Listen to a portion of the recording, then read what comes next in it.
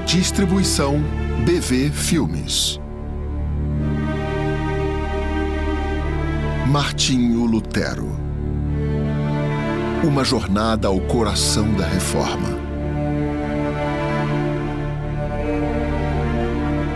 Versão brasileira, Dublamix Rio.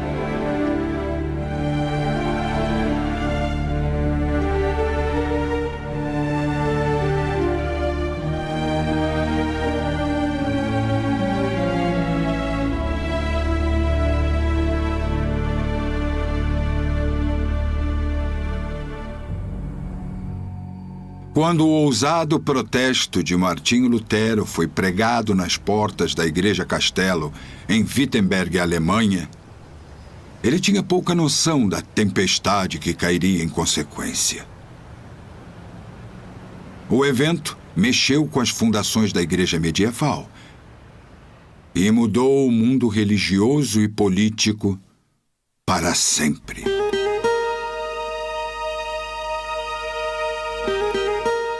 Mas a história não começou em Wittenberg. Lutero era mesmo um homem de seu tempo, produto de eventos fora de seu controle, e um pouco mais que um personagem em um grande drama religioso histórico.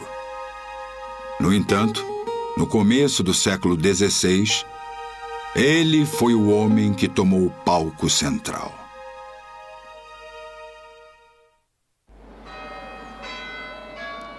Lutterworth, Inglaterra.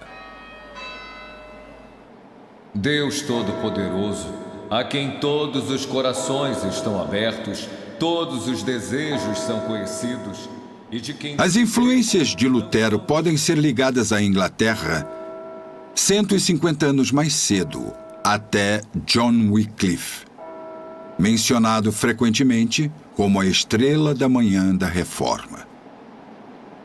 Wycliffe, um literato, foi expulso de sua posição como tutor em Oxford porque questionou uma série de doutrinas fundamentais da Igreja. Mas, mesmo após ser banido de Lutterworth em Leicestershire, onde foi vigário, continuou a reafirmar a autoridade da Bíblia sobre a tradição e fez a primeira tradução da Bíblia para o inglês por mais de 1000 anos.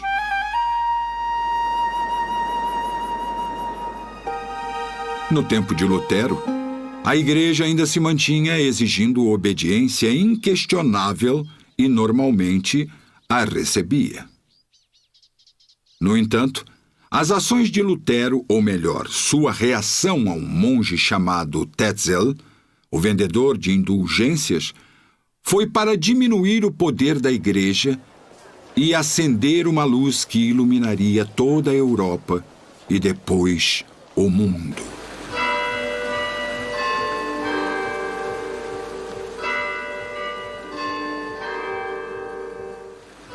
Lutero, certamente, é a figura histórica mais importante de todo o século XVI para a história alemã e talvez para a história europeia também. É um fato impressionante que mais livros tenham sido escritos sobre Martinho Lutero do que sobre qualquer outro ser na Terra. E ainda assim, quando pensamos nisso, ele era tão comum quanto um lenhador, com as mesmas esperanças, as mesmas dúvidas e os mesmos temores. Lutero era um homem comum, e ele seria o primeiro a reconhecer isso. O maior dos homens, o melhor dos homens, alguém o disse, é, na melhor das hipóteses, um homem comum. E Lutero não era a exceção. Mas ele foi um homem que Deus usou, era um indivíduo que buscou uma paz espiritual. A vida dele, até sua conversão, foi uma busca em suas palavras por um Deus gracioso. Ele iniciou a sua vida como um monge e como um estudioso que foi sempre influenciado por ser um professor. E até 1514, ninguém, exceto alguns colegas e alguns alunos, sabia seu nome. Mas quando ele começou com suas 95 teses contra o uso de indulgências, ele realmente quebrou a estrutura da Igreja Romana tradicional que se manteve por pelo menos 1000 anos na forma como Lutero a encontrou.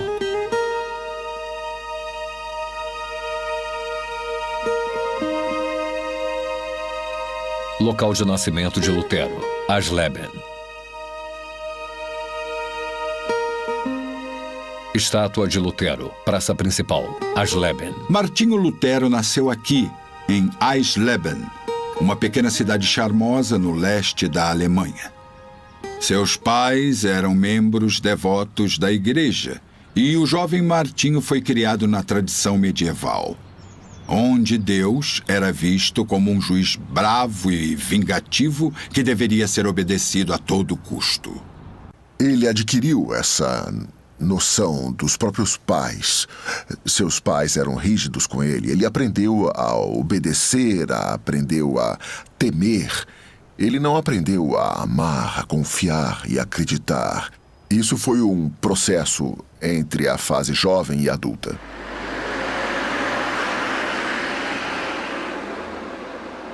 A antiga Universidade de Erfurt.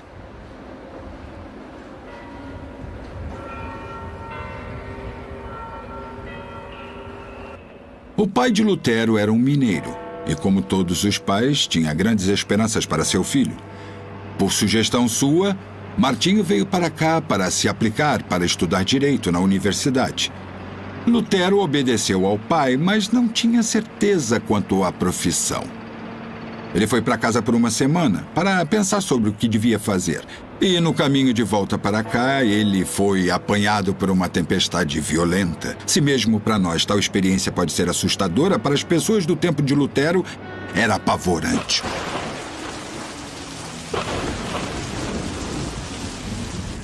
Ele não conhecia as explicações atmosféricas, fisiológicas, meteorológicas, de raios e de trovões. Aquilo representava a ira entre Deus e os anjos. Então, em desespero absoluto, ele se refugiou embaixo de uma árvore, o que todos sabemos foi uma burrice de se fazer. Mas para ele representava um refúgio, e ele fez um juramento. Me ajude, Santa Ana, vou me tornar um monge.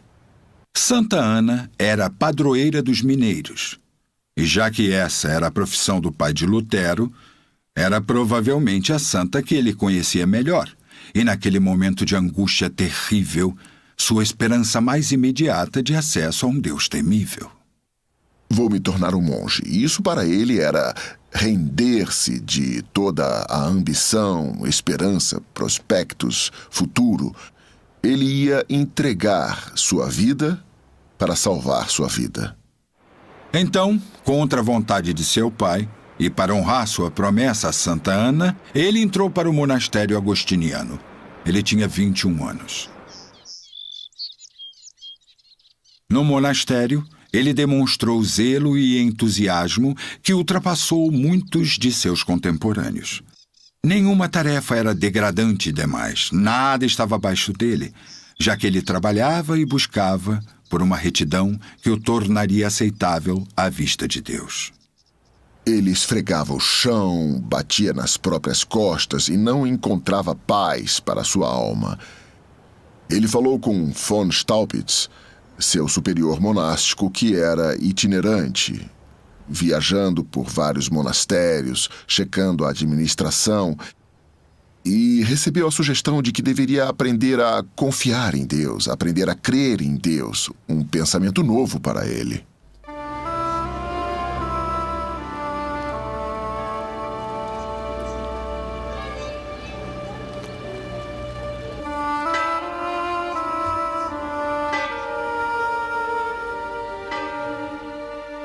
Staupitz também arranjou um lugar para ele aqui, em Wittenberg, na nova universidade.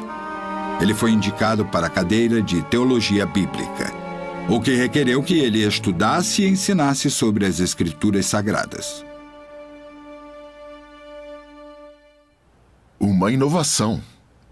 Não para nós, em nosso tempo, mas na Idade Média, estudar as Escrituras significava estudar os padres da Igreja e os doutores da Igreja e seus comentários sobre as Escrituras. Mas voltar à fonte, usar a Bíblia como manual na aula de Bíblia. Uma escolha tão óbvia. Era revolucionária, uma inovação na época dele. Então, o que realmente começou nessa pequena cidade, em Wittenberg, mudou o panorama da Europa pelos próximos 100 anos. E tudo isso tinha lá no fundo alguém que apenas queria descobrir o que a fé cristã verdadeira realmente significa. Descobrir o verdadeiro significado da fé cristã se tornou para Lutero quase uma obsessão. E à medida que estudava as Escrituras se preparando para as suas aulas, ele ficou cara a cara pela primeira vez com a verdade bíblica que ele não podia compreender ou aceitar. Ele foi repelido no começo por aqueles versículos de Romanos capítulo 1, onde o apóstolo diz: porque nele se descobre a justiça de Deus de fé em fé, como está escrito, mas o justo viverá pela fé. Para ele, aquilo significava a justiça de Deus, e eu devo me tornar tão justo quanto Deus é justo. Então, poderei viver pela fé. Mas como eu posso ser justo? Então ele trabalhava e se esforçava e tentava agradar a Deus com seus trabalhos, tentando se tornar justo.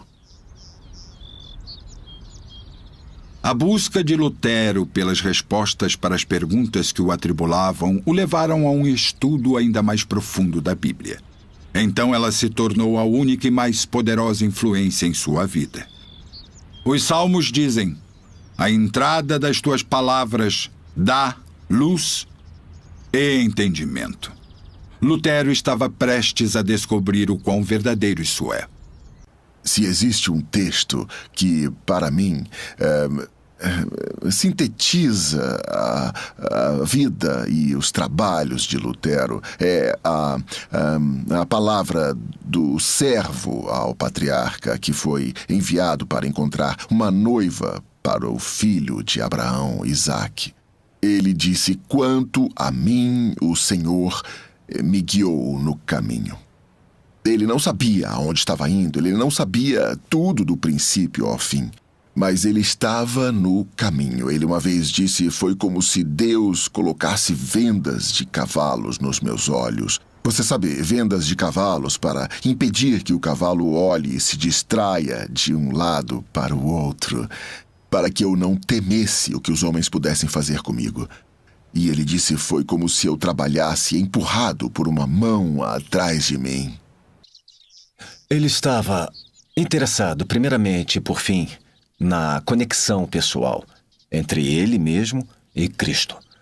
A questão de como tornar o homem pecador, o eu pecador, em alguém que vai para o céu depois de sua morte.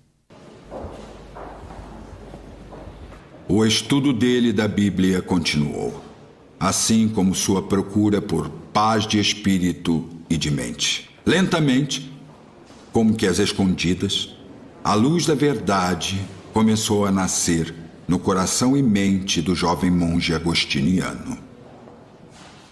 O momento decisivo chegou quando ele estudava a carta de Paulo aos Romanos. Lá, no primeiro capítulo, ele foi capturado pelas palavras do versículo 17. O justo viverá pela fé. Foi um momento emblemático. Que necessidade havia de todas as suas boas ações se ele podia ser justificado, ou seja, ser aceitável para Deus simplesmente pela fé? É um belo princípio que a Bíblia seja sua própria e melhor intérprete. E foi quando ele preparava palestras sobre os Salmos que ele chegou ao Salmo 31, que descreve Davi fugindo de Saul. já no seu limite, incapaz de se conter e clamando por ajuda. E ele diz: em ti, Senhor, me refugio, nunca seja eu envergonhado, livra-me pela tua justiça. Finalmente ele percebeu. A justiça que ele precisava não era uma coisa que ele poderia alcançar com seu próprio esforço. Ela já era provida por Deus através de Jesus Cristo. Só o que ele tinha que fazer era recebê-la pela fé. Para Lutero, isso era eureka, encontrei, isso era a liberdade, isso era o entendimento. E tudo o que esperava agora era uma chance de proclamá-lo, e essa oportunidade veio no questionamento das indulgências.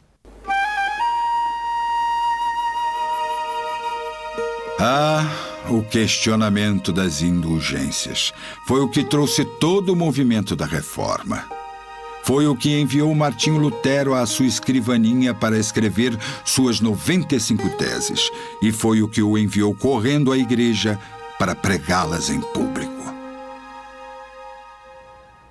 Na cidade de Roma, a Basílica de São Pedro, ela foi construída originalmente com dinheiro coletado dos alemães pela venda de indulgências, o que levou Lutero a questionar todo o conceito da salvação pelas obras e pelos sacramentos da igreja. A venda de indulgências não era uma coisa nova. Foi uma fonte útil de renda para a igreja por séculos. Mas parecia ter alguma coisa errada na ideia de ter seus pecados perdoados simplesmente por fazer uma contribuição para os fundos da igreja. Não para os pobres, perceba, não para os enfermos, mas para a igreja. As pessoas eram levadas por vendedores ambulantes dessas indulgências de vila a vila à suposição casual de que esses certificados de indulgências eram licenças para pecar sem consequências. E Lutero encontrou um dos seus próprios paroquianos que estava chafurdando na imundície de sua bebedeira. E Lutero o abordou e disse: como você ousa, filho de Deus, viver desse jeito? E esse paroquiano bêbado puxa de sua túnica um certificado de indulgências e diz: está tudo bem, doutor Lutero. Ele diz: eu tenho uma indulgência assinada pelo próprio Papa. Eu estou bem. Aonde quer que ele fosse pelas ruas de Wittenberg, ele encontrava a mesma reação de seus paroquianos. Repetidamente, eles falavam o nome do chefe das vendas de indulgências, Tetzel. O monge dominicano Tetzel tinha vendido essas indulgências como um espetáculo e supostamente disse que assim que o som da moeda é ouvido no baú do dinheiro, uma alma voa para o céu para descansar, vai diretamente para o céu. E Lutero ficou tão indignado com essa resposta de seu ex-paroquiano que ele foi para os seus estudos e disse: eu vou fazer um buraco no tambor de Tetzel. De certa forma, Lutero pode ser compreendido como um homem dirigido, porque a sua fé pessoal foi o que fez ele mudar. Em resposta ao comércio de Tetzel e ao que ele viu como miséria humana, Lutero compilou uma lista de questões que ele sentiu que deveriam ser discutidas publicamente. Esse era um processo acadêmico comum naquela época. De fato, John Wycliffe tinha feito algo similar na Inglaterra 150 anos antes. Debates eram populares, multidões de estudantes e cidadãos se reuniam para escutá-los, e heróis eram aplaudidos como campeões do esporte.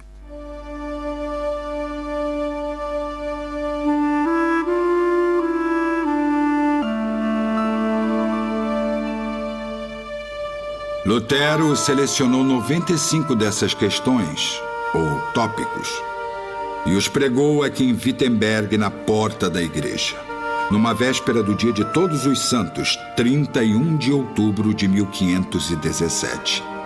E ele as professou com essa introdução: por amor à verdade e no empenho de elucidá-la, discutir-se-á o seguinte assunto em Wittenberg, sob a presidência do reverendo Padre Martinho Lutero.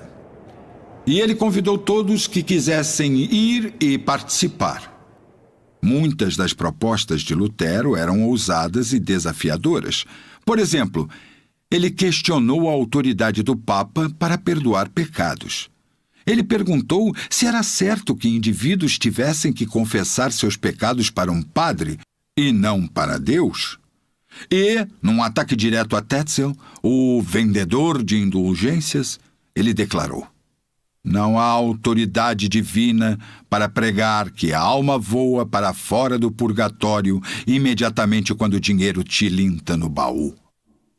Observações como esta, mesmo as perguntas anteriores, iriam certamente atrair para ele a ira da hierarquia da igreja. E quando a notícia chegou às pessoas comuns, as chamas da ira foram ainda maiores. A imprensa ainda era nova e as casas de impressão estavam famintas por material novo. As propostas de Lutero foram publicadas em alemão e enviadas pela terra. Muito rapidamente o nome do monge rebelde estava nos lábios de todos, e as pessoas comuns, como as pessoas comuns fazem, pareciam ter um prazer peculiar em ver alguém dar uma pancada na autoridade. Lutero enviou seu protesto para o arcebispo de Mainz. O arcebispo enviou para Roma, mas foram precisos quase 2 anos para alguém aceitar o desafio de Lutero para debater.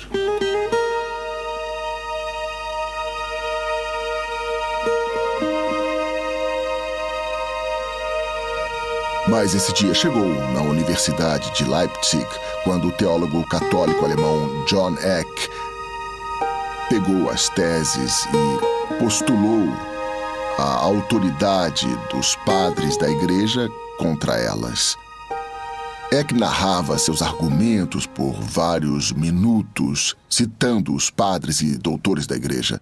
E Lutero ouvia, então respondia: você falou muito vigorosamente, mestre Eck. Você citou Agostinho, Aquino e Boaventura, mas São Paulo diz... E com um único versículo das Escrituras, Lutero efetivamente acabou com os argumentos de Eck. Então, veja bem, Lutero estava exercitando a autoridade primária das Escrituras.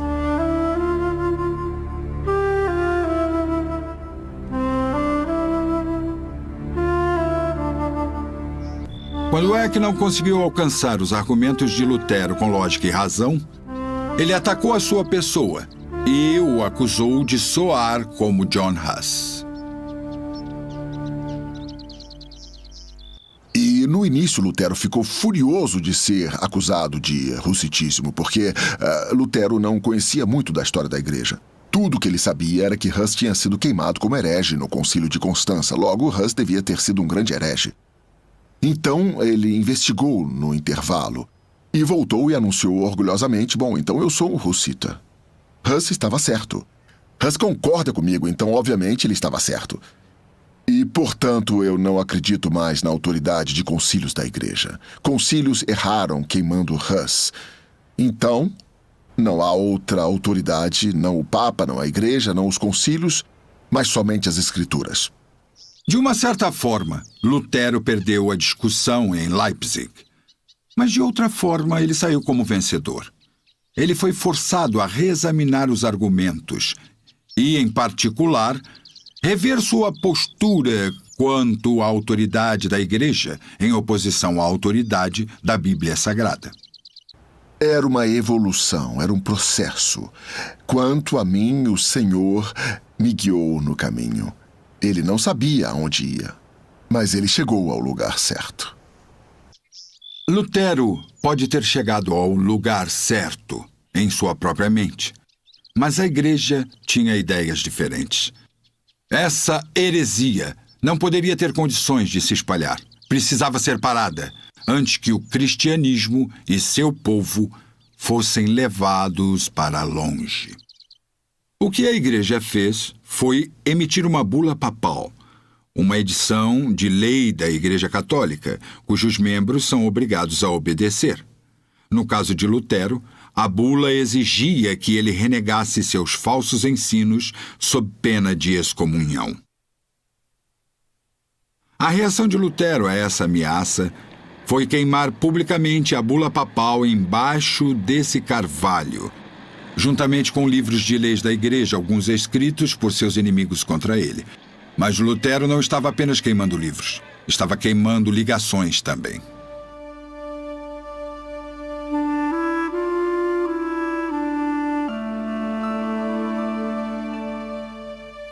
Um rompimento definitivo com Roma era agora inevitável. E em 3 de janeiro de 1521, o Papa Leão X emitiu uma ordem de excomunhão contra Lutero.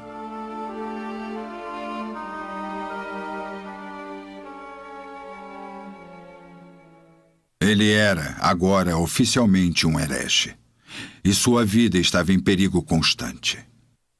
No entanto, ele ainda não tinha terminado, não antes de seu mestre político fazer a sua jogada.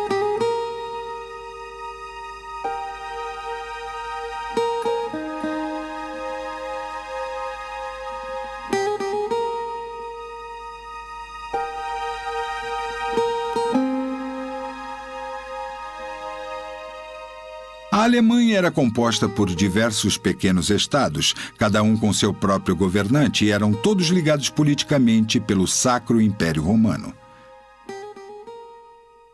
O imperador era o recém-eleito Carlos V, de 21 anos de idade, e era dever dele dar cabo à sentença de Roma contra Lutero. Mas o amigo político mais poderoso de Lutero interviu. Wittenberg é na Saxônia, e seu governante, ou eleitor, era Frederico o Sábio. Ele achou que Lutero não estava sendo tratado de forma justa. A cidade de Worms. Por que deveria Lutero, um alemão, ser sentenciado à excomunhão e possivelmente à morte, e não ser ouvido em um tribunal alemão? Quando Frederico, eleitor da Saxônia e amigo de Lutero, apontou isso para os príncipes alemães, muitos deles viram sentido.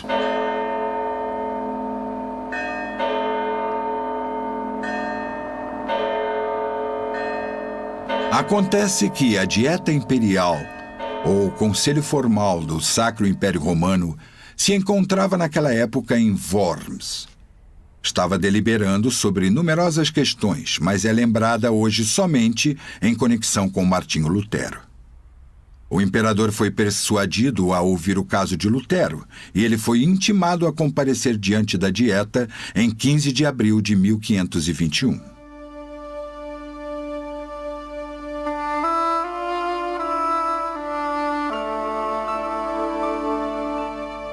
Hoje em dia, na cidade de Worms, não muito longe da catedral, em um gramado, podem ser encontrados 2 marcos vermelhos na grama. Um deles indica onde Lutero ficou, ante o trono imperial, e o outro indica onde o trono do imperador estava. Quando Lutero foi intimado a comparecer ante a Dieta Imperial, aqui, em Worms, lhe foi prometido salvo-conduto para entrar e sair da cidade. Mas seus amigos ficaram incomodados. Eles pediram que ele lembrasse de John Huss, que sofreu uma provação similar 100 anos mais cedo e foi traído. Lembre-se do ganso. A palavra Huss significa ganso em boêmio. E nós, na América, temos um ditado: mate o ganso ou queime o ganso. E isso veio da experiência de Hus. E os amigos de Lutero o lembraram. Lembre do ganso. Não confie no salvo-conduto imperial.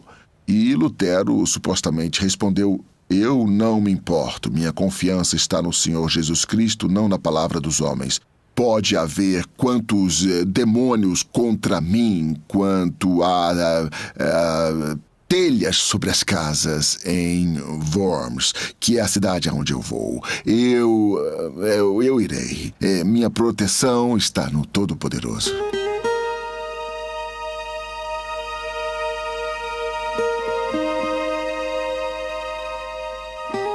A jornada de Wittenberg até Worms é de mais de 480 quilômetros e hoje em dia levaria cerca de 3 semanas.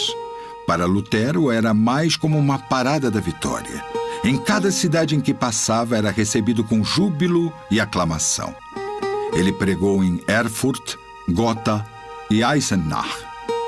E quando finalmente chegou em Worms, foi novamente bem recebido por multidões animadas.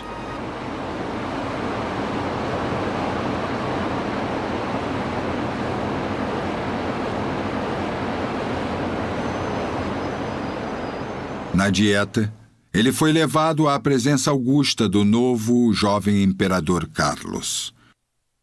Carlos não tinha prática e era inexperiente nos assuntos de Estado e sabia pouco sobre a lei. Na verdade, ele dependia mais dos príncipes alemães do que eles dele.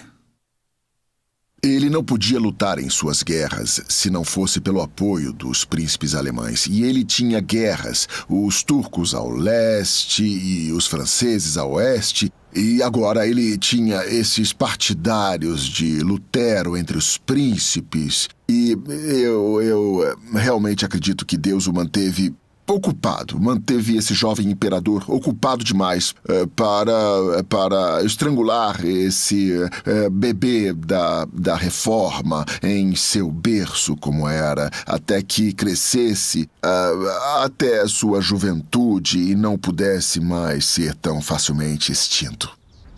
Quando a dieta se agregou, deve ter sido uma experiência assustadora para Lutero. Aparentemente uma voz solitária contra o mundo. Quem era ele para desafiar a autoridade de sua igreja e de seus padres?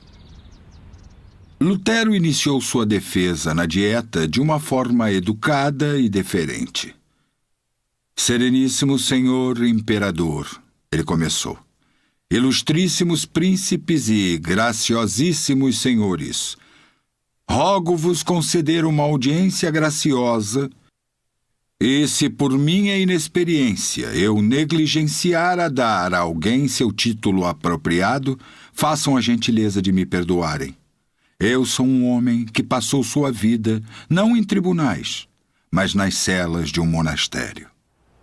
Eu imagino como seria esse conclave de igreja e Estado no nosso país. O paralelo seria ambas as casas do Congresso, a Suprema Corte, o Conselho Nacional de Igrejas, todos os poderes da terra. E esse simples monge alemão que tinha causado tantos problemas era trazido diante deles e recebeu 2 simples perguntas, enquanto cópias de seus escritos estavam diante dele na mesa. Esses trabalhos são seus? Sim. Você vai abjurá-los? Vai retratar-se? Ele foi questionado sobre isso num dia, ele não veio preparado para isso. Eu vim aqui esperando debater, discutir, que me mostrasse onde eu estou errado. E me deu um tempo. Ele queria tempo não para decidir se devia se retratar ou não, mas tempo para formar uma resposta no momento apropriado, para testemunhar apropriadamente sobre a graça de Deus. Eles lhe deram 24 horas. Lutero não escreveu um discurso. Em vez disso, passou a noite em oração. E voltou no dia seguinte para encarar as mesmas 2 perguntas.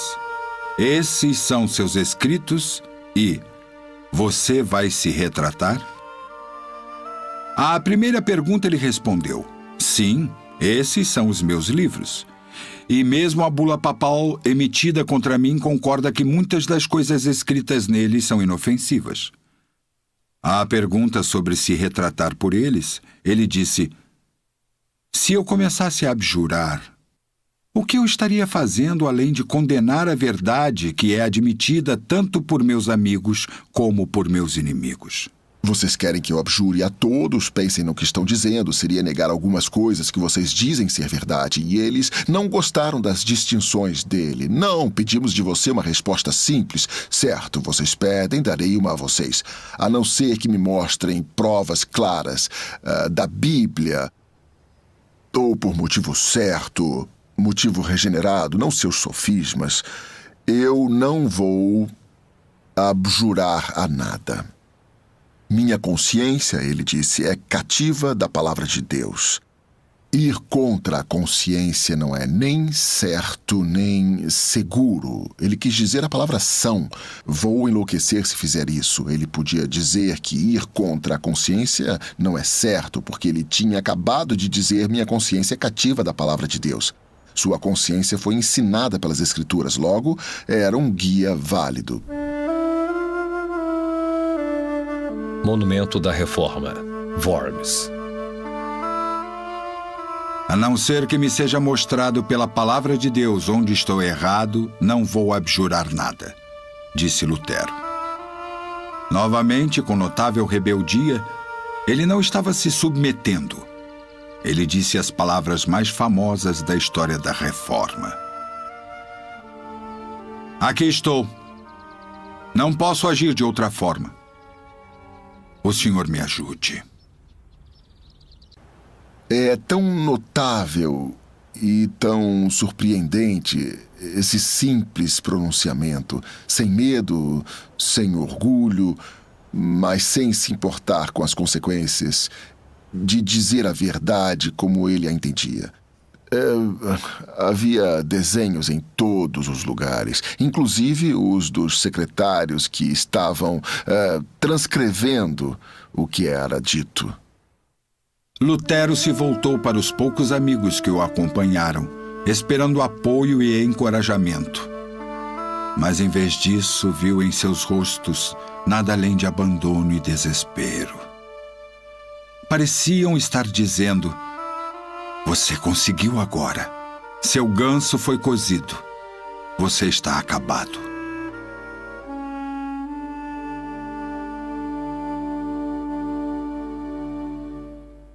E, exasperado, em resposta aos seus comportamentos derrotados, ele disse: aqui estou! O que mais posso fazer? E eu acho que, nesse ponto, os secretários, tendo catado suas penas ou o que fosse, começaram a juntar tudo e recapitular esses termos finais, como os temos agora em nossa nobre oratória. Aqui estou, não posso agir de outra forma, o Senhor me ajude. Amém. E as pessoas presentes, incluindo os príncipes alemães, alguns dos quais apoiavam Lutero, encararam o imperador como que dizendo: o que o senhor vai fazer sobre isso? Entre esses príncipes havia aqueles que apoiavam Lutero. No principal, não na compreensão teológica. Mas Lutero era um alemão, ele estava dando base para a independência alemã. E os príncipes gostavam disso. E eu disse que o imperador era tão dependente desses príncipes para lutar suas guerras que ele não queria ofendê-los. E ele estava sendo mais julgado naquele momento do que o Lutero.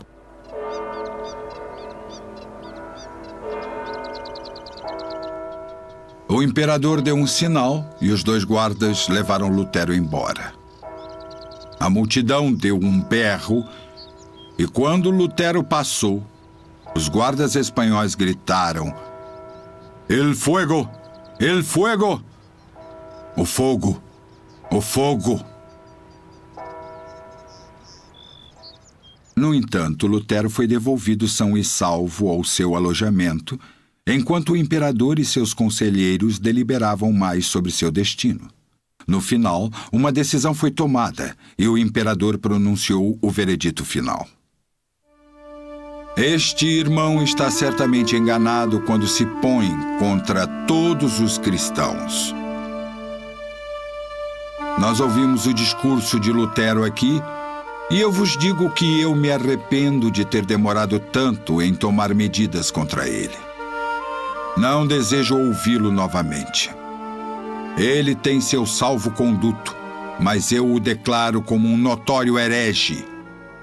E espero que vocês, como verdadeiros cristãos, façam o mesmo. Um arrepio percorreu a plateia.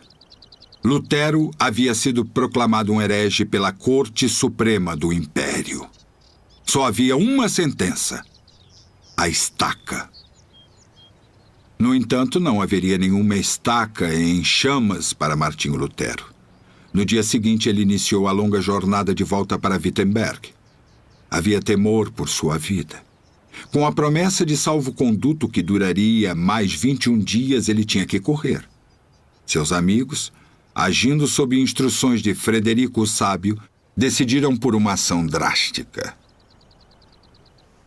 Numa floresta solitária, homens mascarados encontraram Lutero e o levaram embora. Um frade foi deixado para trás para contar o que aconteceu.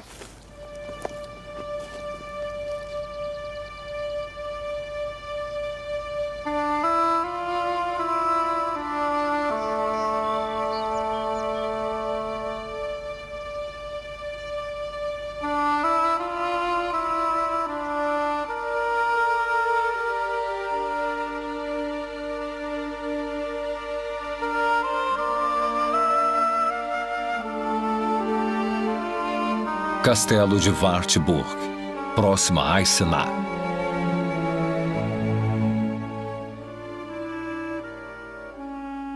Os raptores de Lutero trouxeram para cá o castelo de Wartburg. Atrás desses muros, no alto dessa colina, ele estava a salvo da raiva do imperador.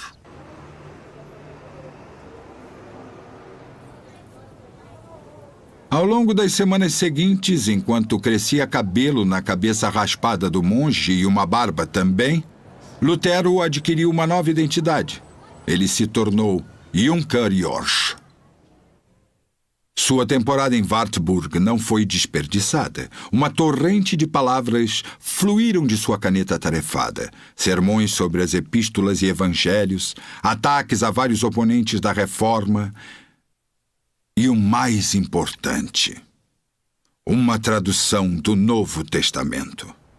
O trabalho de Lutero no Novo Testamento alemão se tornou o estabelecimento da linguagem literária alemã.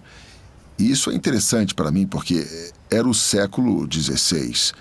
O mesmo havia sido feito com o inglês por Chaucer no século XIV, os Contos da Cantuária, e por Dante na Itália, na Divina Comédia, novamente no começo do século XIV.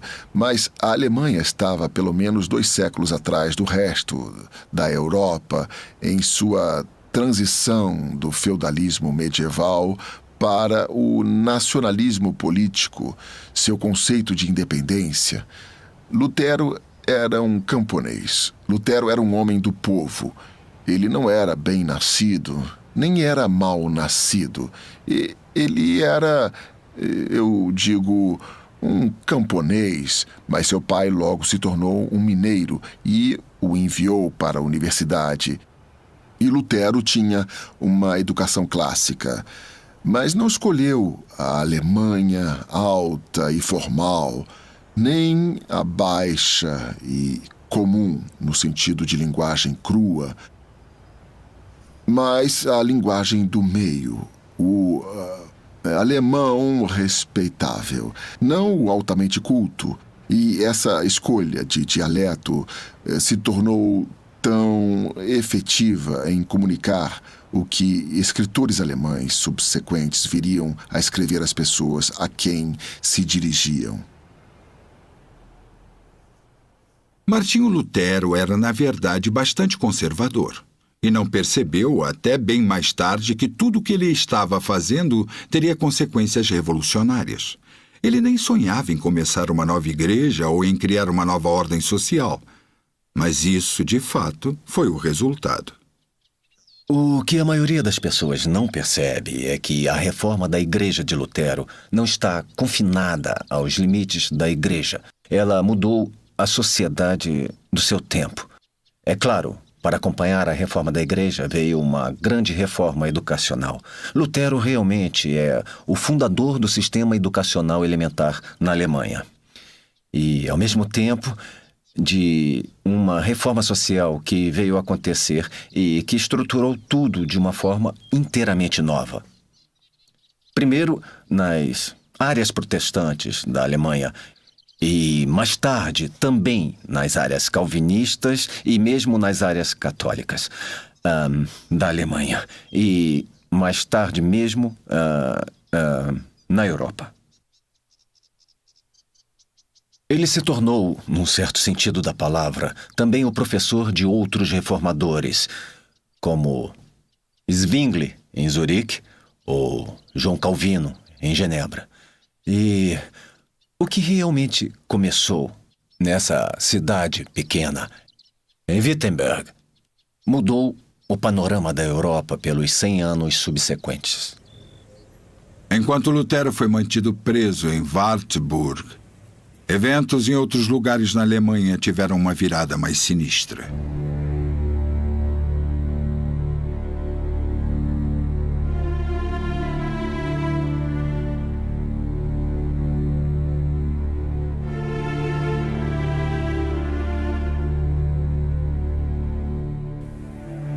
Radicais obstinados que não queriam deixar o processo de mudança se mover à sua própria velocidade começaram a quebrar igrejas, destruindo imagens e incitando revolução. Lutero se opôs a isso. Ele era mais conservador. Ele queria levar as coisas lentamente e deliberadamente. E acho que sabiamente.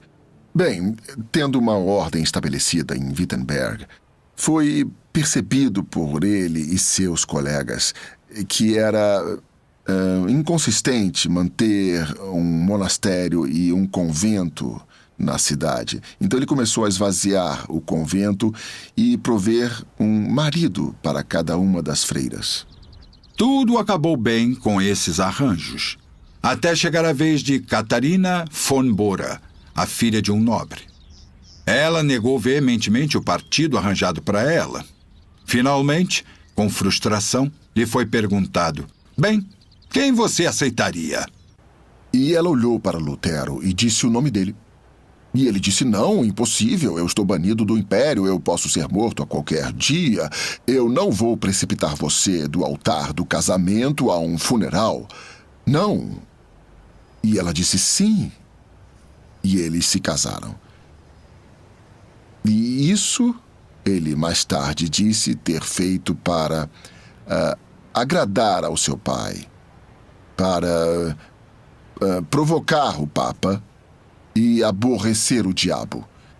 Ele se casou. Mais tarde ele disse que foi o maior presente de Deus na terra. Era um refúgio e reparação, era um oásis no deserto da batalha, do trabalho, do conflito. Deus abençoou aquele lar. E ele se tornou o padrão do clero casado no mundo cristão moderno. O casamento de Lutero com Catarina von Bora foi uma das grandes influências estabilizadoras de sua vida. Com o tempo, ele viria a contar com ela mais e mais, se referindo a ela como Cati e minha costela. Ela administrava a casa com eficiência, assegurava que houvesse sempre algo na bolsa para emergências e cuidava e alimentava os estudantes sob instrução de Lutero.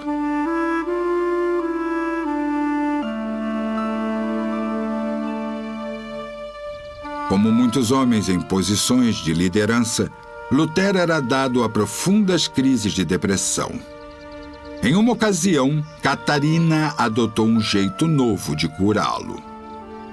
Ele encontrou sua esposa voltando para casa e ela estava com roupas de luto, chorando e triste, e seu lenço molhado de lágrimas. E com toda a solicitude, ele a abordou. O que houve, querida Kate? Qual é o problema?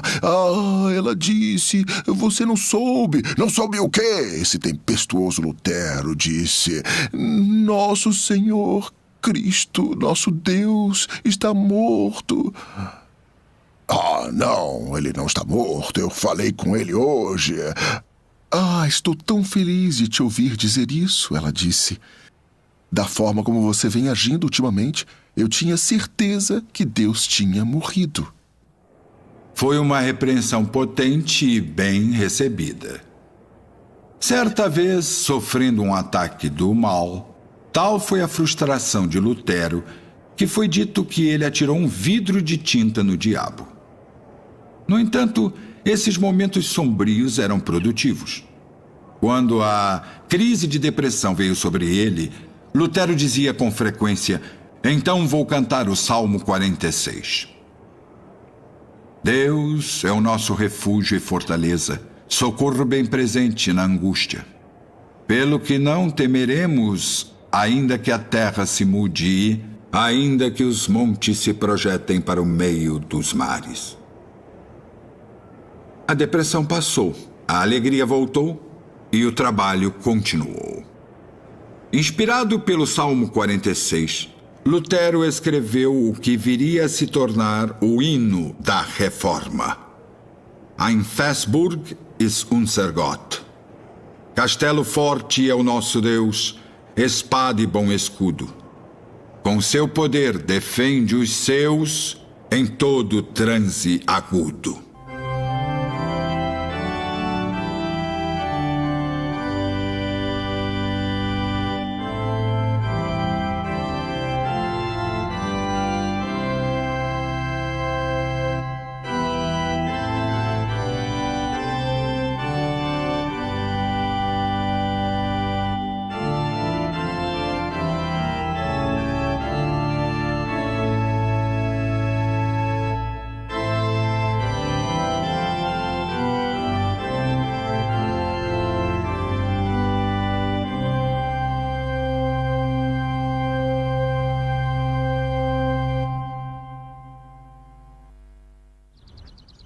Muitos dos fiéis tomaram uma postura forte como Lutero, contra os males de um sistema de igreja corrupto, e pagaram por isso com suas vidas. Mas não Martinho Lutero. Seus inimigos nunca conseguiram alcançá-lo, e ele continuou seu trabalho na tranquilidade de Wittenberg. Nenhum homem podia matar Lutero, não porque ele fosse indestrutível, mas ele era inacessível às vicissitudes dos homens enquanto Deus tivesse um propósito para ele, assim como todos na vontade de Deus.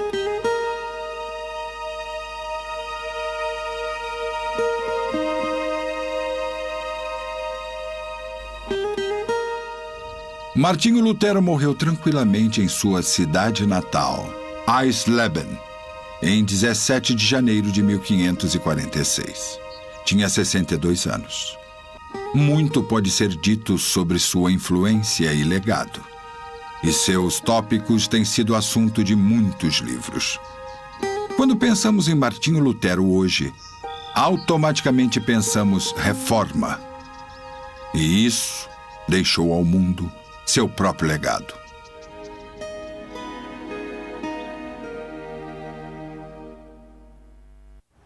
Isso restaurou o papel e a dignidade do indivíduo. E na área da religião, da igreja, não era uma questão de identificação com uma instituição, mas uma relação individual com Deus através de Jesus Cristo.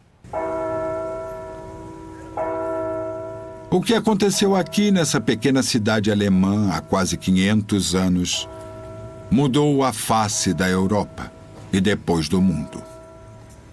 Martinho Lutero já se foi há muito tempo, mas Wittenberg ainda está aqui E nos foi dito, pouco mudou desde a época dele. Para mim, ainda há uma atmosfera de velho mundo nessa cidade, reminiscente, tenho certeza, da Reforma. Ainda hoje, em Wittenberg, pode-se ver, sentir, tocar a história. Pois você ainda anda pelas mesmas ruas que Lutero andou. Você ainda pode tocar as mesmas soleiras que ele tocou. Você ainda pode adorar na igreja onde ele pregou. Então, em Wittenberg, estamos perto do sentimento da Reforma, como em nenhum outro lugar que eu conheça.